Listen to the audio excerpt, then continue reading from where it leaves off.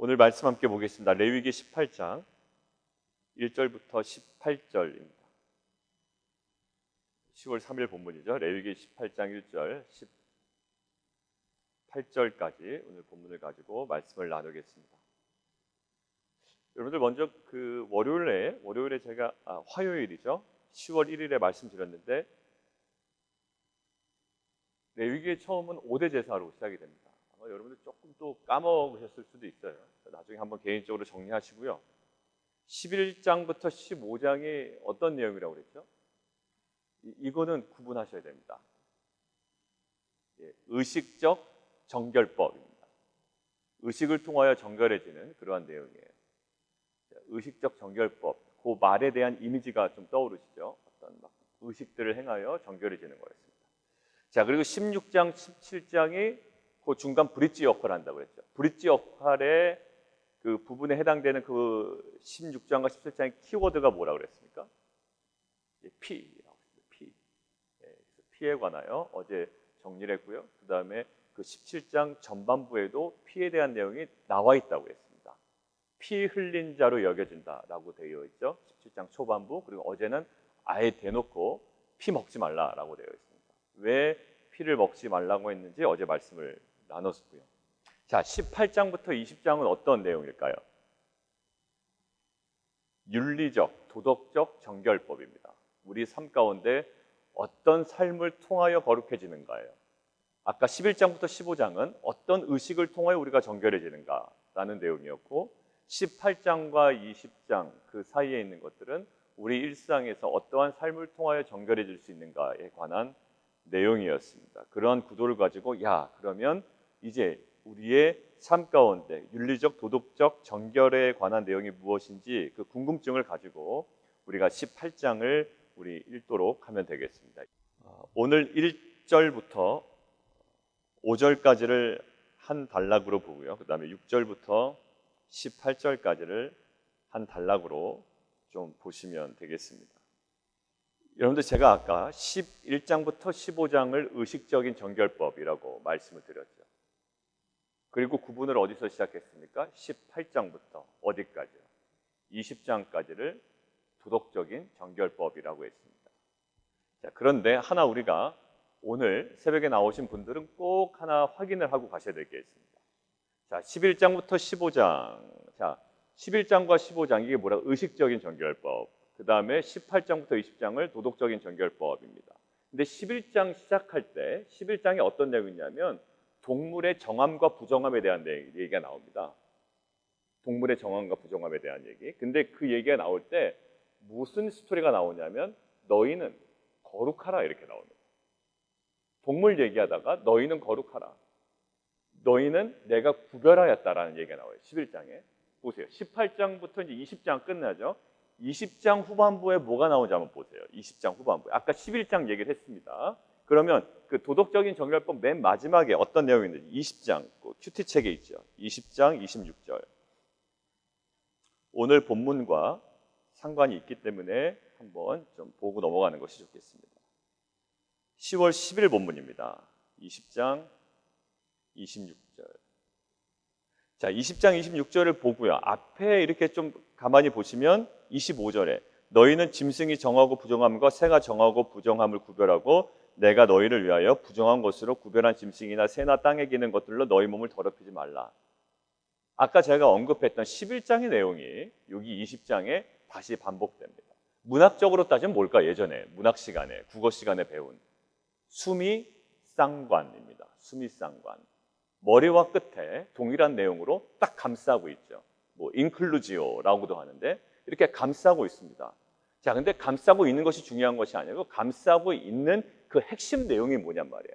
아까 제가 말씀드렸습니다. 11장에 있는 동물의 정함과 부정함 할 때 그 정함과 부정함을 이야기하면서 너희도 거룩하라 라고 이야기하고 너희는 어떠하기 때문에 구별됐다라는 키워드가 있습니다. 자, 26절 그런 관점에서 함께 읽습니다. 시작. 너희는 나에게 거룩할지어다. 이는 나 여호와가 거룩하고 내가 또 너희를 나의 소유로 삼으려고 너희를 만민 중에서 구별하였습니다. 예, 그때 가면 보겠지만 지금 미리 동그라미 쳐주십시오. 구별.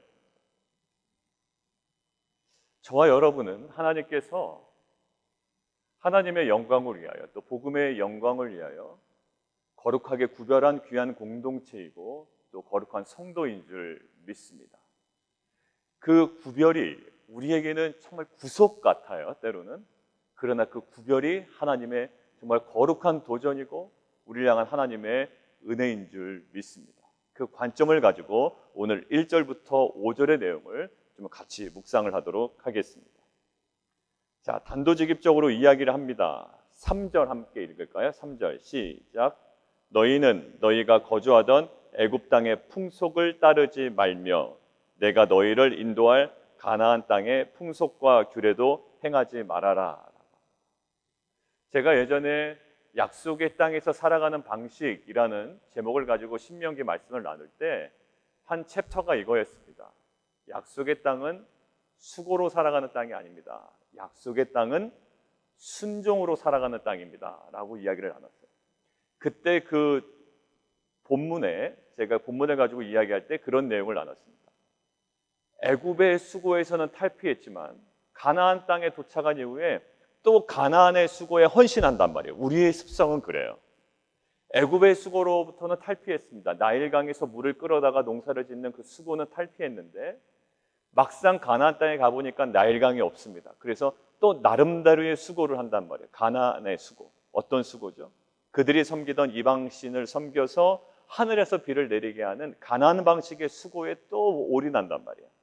그러니까 너희는 애굽의 수고에서도 단절을 하고 가나안의 수고에서도 단절을 하여 오직 하나님의 말씀, 그 율법의 순종함으로 살아가는 땅이 어떤 땅이다?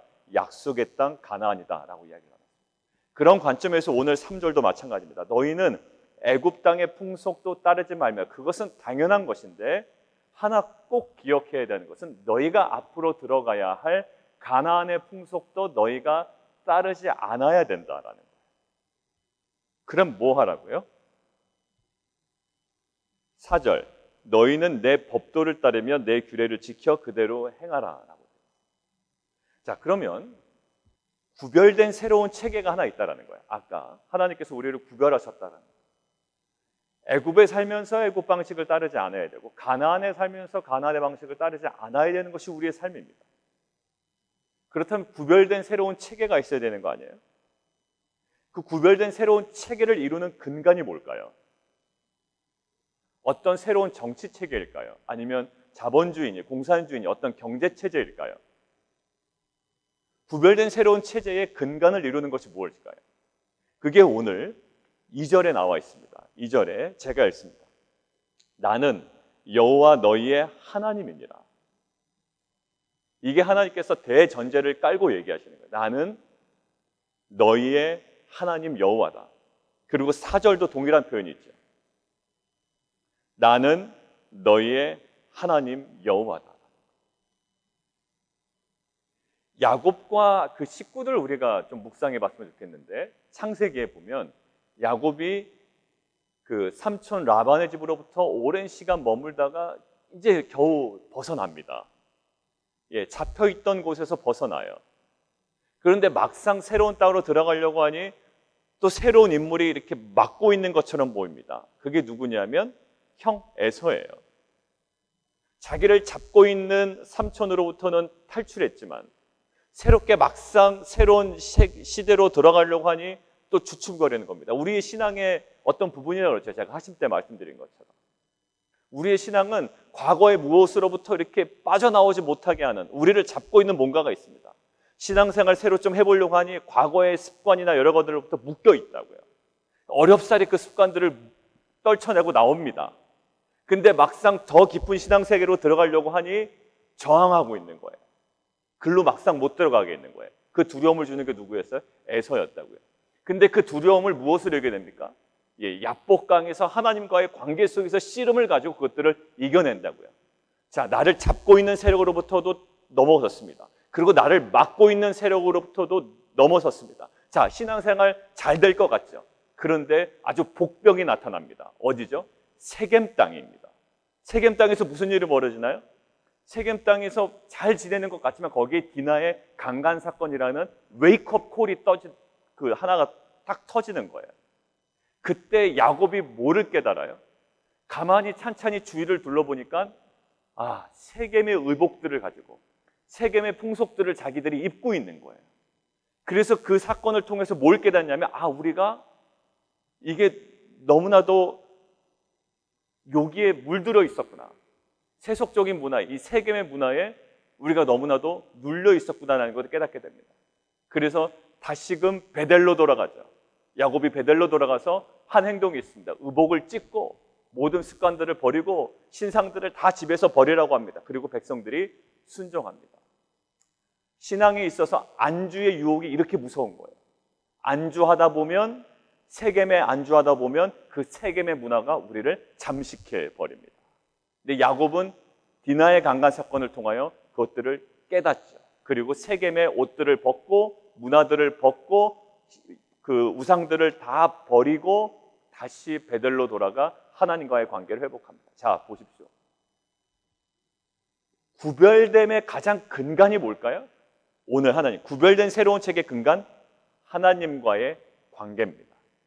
그러니까 뜬금없이 너희는 애굽의 그런 풍속도 따르지 말고 가나안의 풍속도 따르지 말고 무엇을 근거로? 나와 너와의 관계로 말씀하시는 거예요. 그게 좋아 보이고 그것이 현실적인 것처럼 보이지만 너와 나와의 관계를 가지고 나는 너희의 하나님 여호와다. 하나님과 이스라엘 백성 간의 관계를 가지고 그 모든 것들을 통제하시고 요구하시는 거예요. 자, 하나님과의 관계입니다. 근데 관계의 핵심이 뭘까요? 4절이에요. 나는 너희 하나님 여호와니라. 그래서 뭐 하라고요? 너희는 법도를 따르며 내 규례를 지키라. 결국 언약으로 맺어지죠. 하나님과의 관계인데 하나님 관계는 굉장히 모호하잖아요. 그런데 그 하나님과의 관계의 핵심이 뭐라고요? 법도와 규례, 결국 언약입니다. 말씀. 그래서 하나님과의 관계는 언약 관계예요.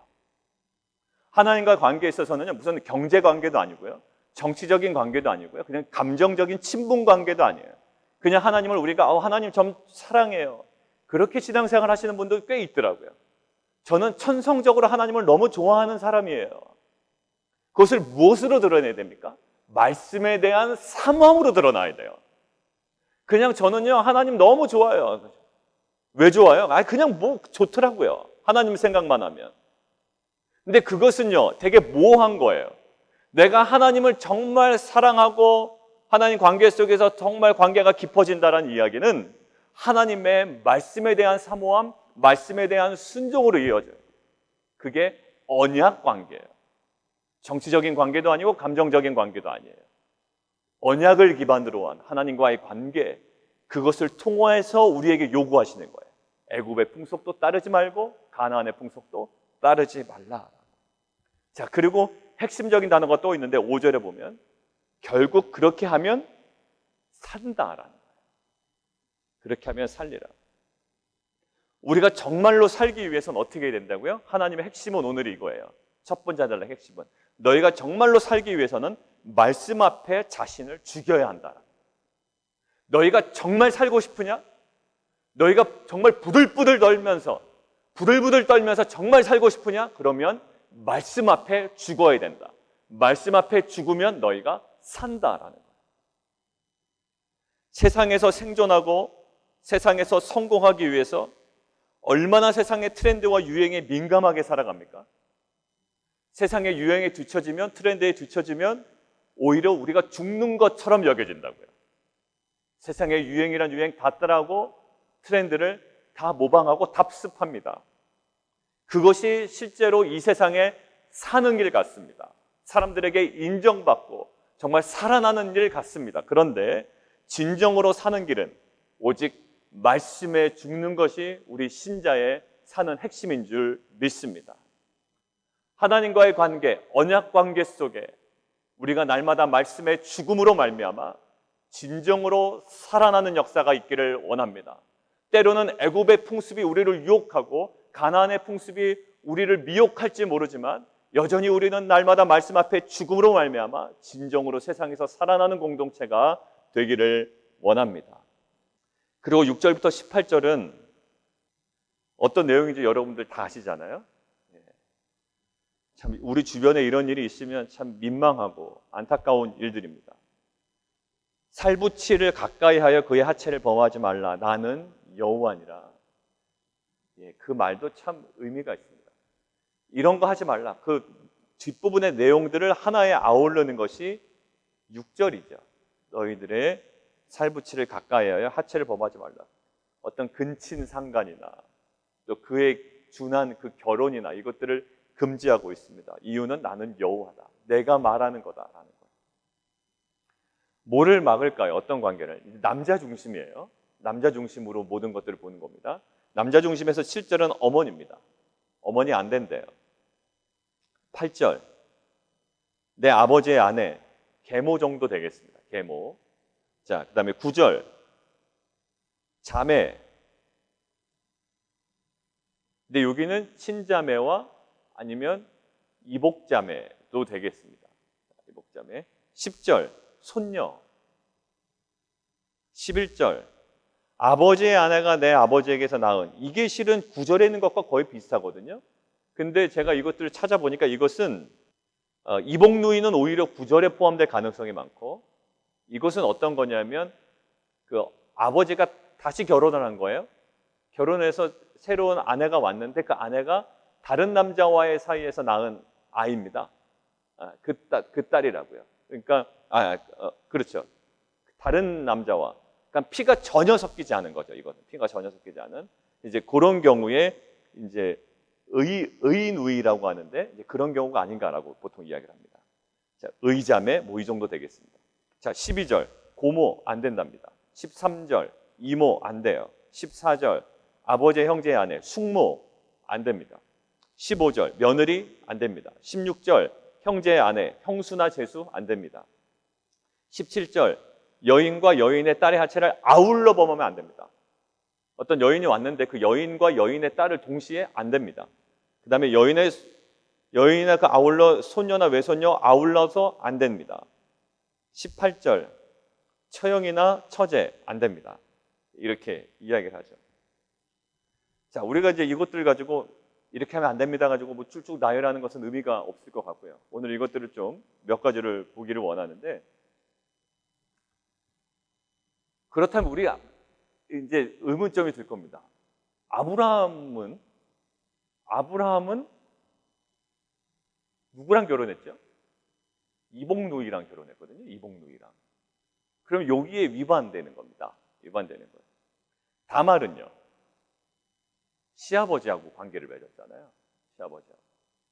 그러니까 유다 입장에서는 며느리인데 오늘 며느리 안 된다고 얘기하고요. 르우벤은 어떻게 됐을까요? 르우벤은 아버지의 첩 비라와 관계를 맺었습니다. 그리고 아브라함의 그 형제 나홀은 조카 밀가를 아내로 삼아요. 그러니까 지금 이 율법, 하나님께서 이 규례를 주시기 전에는 이 모든 것들이 그 지역과 그 상황 가운데 막 뭔가 통용되던 거예요. 근데 하나님께서 뭔가 말씀을 주십니다. 이제부터는 안 돼요. 그러니까 1절부터 5절까지 내용이 애굽의 그런 풍습 따르지 말라라고 그랬죠. 그리고 가나안의 풍습 따르지 말라고 그랬습니다. 아마 이 결혼과 관련해서 아마 아울러서 아마 하나님께서 이야기했을 가능성도 있습니다. 가능했다고요? 그 모든 것들이 가능하다고요? 그러나 그 모든 것들이 그들의 풍습 속에서는 그 당시 시대상에서는 가능하지만 안 된대요. 자, 그 관점을 가지고 우리가 하나를 좀 체크하면서 이제 마무리했으면 좋겠는데, 이 규례와 율법이 있기 전은 우리가 뭐 건드릴 필요가 없어요. 그 당시에는 그것이 가능한 줄 알았기 때문에. 자, 그런데 암논 한번 생각해 보시죠. 다윗의 그 아들 중에 암논이 누구를 그렇게 흠모합니까? 그 이복 누이인 다말을 굉장히 그 사모합니다. 자, 그래서 이 이복 누이를 범하게 되죠. 근데 이것을 왜 범하면서 되게 갈등을 하냐면, 결혼이 금지되어 있다 아니면 허용되어 있다. 지금 이 율법상으로. 네, 금지되어 있잖아요. 그러니까 이게 금지되어 있는 거를 하려고 그러니 이게 힘든 겁니다. 그래 놓고서 어떻게 됩니까? 마음이 싹 돌변해버려요. 버려버린다고. 자, 그래가지고 그것에 분노한 이 누가? 압살롬이 이 암논을 죽이죠. 이제 모함을 꾸며가지고 털 깎는 날 이렇게 불러다가 이제 암논을 죽입니다. 그러니까 죽여놓고선 또 자기도 도망갑니다. 근데 암논이 도망갔다가 다윗이 정말 아버지 역할을 못한다. 실은 제가 그 관점에서 하심 때 말씀을 드렸는데 아버지 역할을 잘 못해요. 근데 이제 옆에서 누가 좀 이렇게 부추기니까 결국 도망가 있던 그 압살롬을 데리고 오죠. 근데 데리고 와서도 압살롬과 뭔가 대화를 안 해. 압살롬을 좀 호되게 혼내든가 아니면 아예 딱 용서를 하든가. 근데 압살롬이 그것 때 또 서운한 거예요. 불러다 놓고 이거 사람 무슨 이런 직업이 있냐. 아들을 불러다 놓고. 그래가지고 이제 압살롬이 반역을 일으키잖아요. 그때 압살롬이 뭘 합니까? 아버지 다윗의 후실과 관계를 맺죠. 자, 근데 그게 어떤 의미일까요? 결국 자신이 왕의 위치를 찬탈한다라는 어떤 그 성격이 있습니다. 나중에 다윗이 말년이 돼서 왕위를 넘겨줘야 되는데 그 젊은 여자를 침실에 넣어주죠, 사람들이. 근데 범하지 않습니다. 동침하지 아니하였다라고 되어 있어요. 근데 그 아들 중에 한 명이 아버지의 아내, 그 여자를 달라고 그럽니다. 그러니 이것은 어떤 의미예요? 내가 그 아버지의 왕권을 가져가겠다라는 거거든요. 그러니까 자기의 그 어떤 다른 의도가 있는 겁니다. 단순히 그 여자를 흠모해서도 아니요. 그 아버지의 그 여자를 달라고 하는 것은 뭐냐면 이 금지 명령을 깨면서까지도 아버지의 왕권을 내가 갖겠다라는 의미거든요. 결국 물러나게 되죠. 그래서 솔로몬이 왕위에 오르게 되는데 아무튼 지금 이 모든 결혼 관계가 금지되어 있는데 뭔가 그 이후에도 그것들을 어기면서까지 해간다고요. 어떤 의미가 있을까요? 첫 번째, 이 암논처럼 자신의 감정입니다. 너무 좋은 거예요. 그냥 너무 좋은 거예요. 흠모합니다. 너무 사모합니다. 근데 결혼이 허용이 안 됩니다. 성관계 허용이 안 됩니다. 그런데도 어떻게 해서든지 하려고 합니다. 여러분들 보십시오. 내 감정을 인정받고 싶거든요. 야, 너 왜 그랬냐? 서로 좋아했대, 서로. 너무 좋아했다라는 거예요. 그 감정이 맞다라는 거예요. 근데 그 감정까지도 우리는 어디 앞으로 가지고 나가야 돼요? 하나님의 말씀 앞으로 가지고 나가야 된다는 거예요. 암논이 그 감정이 거짓이었을까요? 제가 보기엔 거짓 아니었다고 봐요. 너무 좋아했다고 봐요. 정말로 그 관계를 맺고 싶을 정도까지 갔다고 봐요. 그러나 그 감정조차도 어디로 가져가야 된다? 언약 백성은 말씀 앞으로 가져가야 된다. 여러분들 저는 동성애를 죄라고 여기지만 동성애자들을 교회 만약에 온다면 그분들이 회개하고 정말로 예수 믿는 것에 대해서는 저는 받아들일 수 있다고 생각해요. 그러나 동성애 자체는 죄입니다. 자, 근데 이 동성애 하시는 분들의 뭐죠? 근데 말하는 어떤 메시지가 나는 원래부터 그렇게 태어났다라는 거예요. 근데 그게 유전학적으로 증명된 게 없고요. 그 다음에 두 번째로 얘기하는 게 나는 그렇게 좋은데 어떻게 하느냐라는 거예요. 나는 그게 동성이 끌리는데 어떻게 하냐라는 거예요. 나는 이성보다 동성이 좋은데 왜 그거를 뭐라 그러냐라는 거예요. 근데 오늘 본문에 비춰서 보면 그 감정 알겠습니다. 그러나 그 감정조차도 우리는 말씀 앞으로 가져 나가야 돼요. 자, 동성애는 너무 멀리 갔다고 생각하시나요? 우리 삶으로 다시 한번 끌어오죠. 여러분들이 아주 단편적으로 오늘 내 감정이 있습니다. 저 사람 마음에 들지 않아요. 내 기준으로 볼 때는 참 어처구니가 없습니다. 마음에 들지 않고요. 시시껄렁한 것 같고 뭔가 일하는 것도 마음에 들지 않습니다. 내 감정이 그 사람을 완전히 차별하고 있어요. 내 감정이 말이죠. 근데 그 감정을 우리는 매일매일 말씀 앞으로 가져가야 됩니다. 왜냐하면 암논도 실은 자신의 감정을 말씀 앞으로 가지 못했기 때문에 그 여자를 범하고 결국 그 여자를 망가뜨리고 죽이고 결국 가정의 파탄에 정말 중요한 씨앗이 됐거든요. 여러분 드는 감정이 있죠. 어떤 상대방을 향하여 어떤 상황에 대해 드는 감정이 있습니다. 그러나 그 감정을 말씀 앞으로 가져가는 은혜가 있기를 원합니다. 두 번째, 그 압살롬이 자신의 아버지의 그 처들을, 그 후실들을 막 취하잖아요. 이것은 어떤 의도가 있을까요? 그 후실들에 대한 감정적인 게 아니에요. 자신의 욕망입니다. 뭐에 대한 욕망? 그 아버지의 왕권을 자기가 빼앗아 보겠다, 찬탈해 보겠다는 욕망입니다. 자, 이것은 그 당시 상황으로서 정당하게 여겨질 수 있어요. 왜? 그것들을 또 추종하는 세력들이 있거든요. 이 구테타를 추종하는 세력들이 있기 때문에. 자, 보십시오. 여러분들 안에 어떤 욕망이 있습니다. 높아지려는 욕망, 또 리더가 되려는 욕망, 리더 자리에 있다면 그 리더의 자리를 더욱더 강화하려는 욕망, 왜냐하면 그것은 큰 일을 위해서 그것이 합리화될 수 있기 때문입니다. 어떠한 일이 효과적으로 이루어지기 위하여 그 정도는 합리화될 수 있기 때문이다. 대한민국도 그렇고 미국도 그렇습니다. 나라를 운영하다 보면, 나라를 좀 이렇게 부강시키다 보면 용인될 수 없는 어떤 권력의 집중화, 권력이 비대해지는 것, 이것 그 정도는 있어야 된다라고 얘기합니다. 아마 압살롬도 그렇지 않았을까요? 설사 그렇다 할지라도 그것조차도 우리는 말씀 앞으로 가져가야 됩니다. 자신의 감정, 그리고 어떠한 욕망, 그 욕망은 합리적인 이유가 있는 욕망입니다. 이 일을 위해서. 그러나 그것조차도 우리는 말씀 앞으로 가져가야 됩니다. 1절과 5절의 근거에서 우리는 무엇이기 때문에? 언약 백성이기 때문에. 하나님께서 그것을 근거로 우리에게 애굽의 풍속과 가나안의 풍속을 다 배격하기를 원하시기 때문에. 자, 정리하겠습니다. 우리에게 구별된 새로운 체계를 허락하십니다. 체계의 근간은 하나님과의 관계에서 출발합니다. 그 관계는 애매모호함이 아니라 언약에 근거한 언약 관계 속에서 우리가 나와야 됩니다. 율법과 규례를 우리가 지켜 행하면 우리는 삽니다. 애굽의 방식을 따라가며 사는 것이 아니라, 가나안의 방식을 따라가며 사는 것이 아니라, 그 트렌드와 그 유행에 민감해야 이 세상에서 살아남는 것이 아니라 영원합니다. 하나님의 언약에 근거하여 말씀에 순종할 때 말씀에 죽는 삶을 통하여 우리는 살아나는 줄 믿습니다. 결혼이든 우리의 어떤 일상이든 우리가 잡고 있는 어떤 위치건 지위건 권력이건 감정이든지 간에 그 감정과 욕망과 우리의 생각들을 말씀 앞에 날마다 죽임으로 말미암아 진정으로 살아나는 그 소생의 역사가 있기를 원합니다. 함께 기도하겠습니다. 이 시간 좀 함께 기도할 때 하나님, 우리가 말씀 앞에 죽는 것이, 말씀 앞에 자신을 죽이는 것이 진정으로 사는 길인 줄 믿습니다.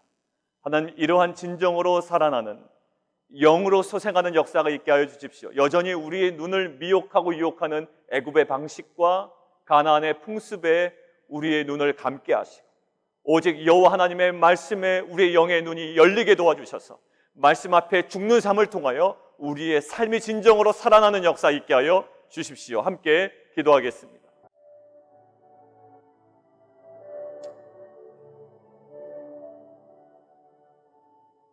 하나님, 우리는 애굽의 방식이 굉장히 효과적인 것 같고 가나안의 방식에 우리의 눈이 미혹될 때가 있습니다. 그의 유행과 그의 트렌드를 따라가야 세상에서 진정으로 살아나는 자처럼 살아가는 것 같습니다. 그러나 하나님께서 우리에게 말씀하십니다. 그러한 애굽의 방식도 아니고 가나안의 풍속도 아니요, 오직 말씀 앞에 자신을 죽이는 삶이 진정으로 살아나는 삶이라고 도전하십니다. 오늘도 우리에게 주어진 말씀 앞에 우리의 삶을 죽여나가는, 날마다 우리 옛자가 죽어나가는 진정한 삶의 회복이 우리 모든 공동체와 우리 모든 성도들의 삶 가운데 회복되게 도와 주옵소서. 예수 그리스도의 이름으로 감사하며 기도합나이다.